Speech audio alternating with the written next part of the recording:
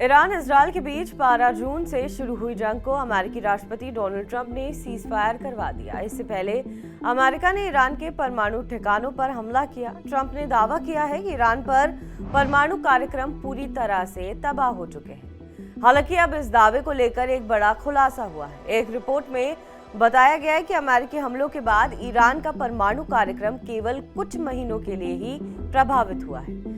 America की तरफ से 21 जून को ईरान के 3 प्रमुख परमाणु ठिकाने फोर्डो, नतांज और इस्फहान में भारी बमबारी की गई थी। इस हमले के बाद राष्ट्रपति ट्रंप ने दावा किया था कि ईरान का परमाणु कार्यक्रम पूरी तरह से तबाह हो चुका है। हालांकि एक खुफिया रिपोर्ट में सामने आया है कि ये परमाणु कार्यक्रम पूरी तरह से खत्म नहीं हुआ है, बल्कि कुछ महीनों पीछे खिसक गया है। रिपोर्ट सामने आने के बाद अमेरिका के दावे पर कई तरह के सवाल उठने लगे हैं।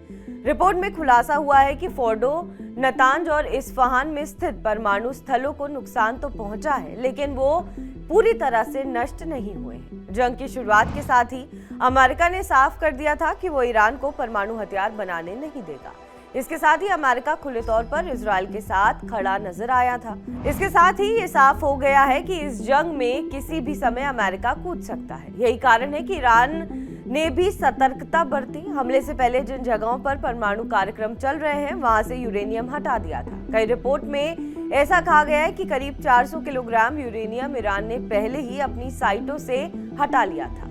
व्हाइट हाउस की प्रेस सचिव कैरोलिन लेविट ने रिपोर्ट को लेकर कहा है कि इस कथित आकलन को लीक करना राष्ट्रपति ट्रंप को नीचा दिखाने की कोशिश है। हर कोई जानता है कि जब आप 14 यानी 30,000 पाउंड के बमों को टारगेट पर सटीक तरीके से गिराते हैं तो क्या होता है, पूरी तरह से नष्ट हो जाता है। अमेरिका के साथ साथ खाड़ी देश नहीं चाहते हैं कि ईरान के पास किसी भी हालत में परमाणु हथियार हो।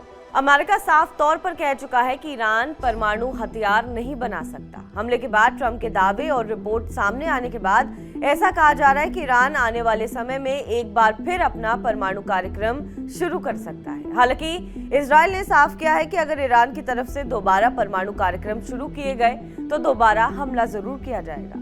ईरान और इजरायल के बीच पिछले लंबे समय से तनाव देखने को मिल रहा था। ये तनाव 12 जून को संघर्ष में तब्दील हो गया। दोनों ही देशों ने एक दूसरे पर मिसाइलों और ड्रोन से हमला किया। इन हमलों में 600 से ज्यादा लोग मारे गए तो वहीं हजारों लोग घायल हुए हैं। 18 तारीख को अमेरिकी राष्ट्रपति डोनाल्ड ट्रंप ने कहा था कि वो अगले 2 हफ्तों में विचार करेंगे कि ईरान पर हमला करना है या नहीं। हालांकि ट्रंप के इस बयान के 72 घंटों के बाद ही अमेरिका ने ईरान के परमाणु ठिकानों पर हमला कर दिया। इस हमले के बाद ट्रंप ने शांति की अपील की।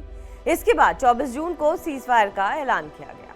बहरहाल इस रिपोर्ट में कितनी सच्चाई है ये तो वक्त ही बताएगा। बाकी देश और दुनिया की तमाम बड़ी खबरों के लिए आप बने रहे TV9 डिजिटल के साथ।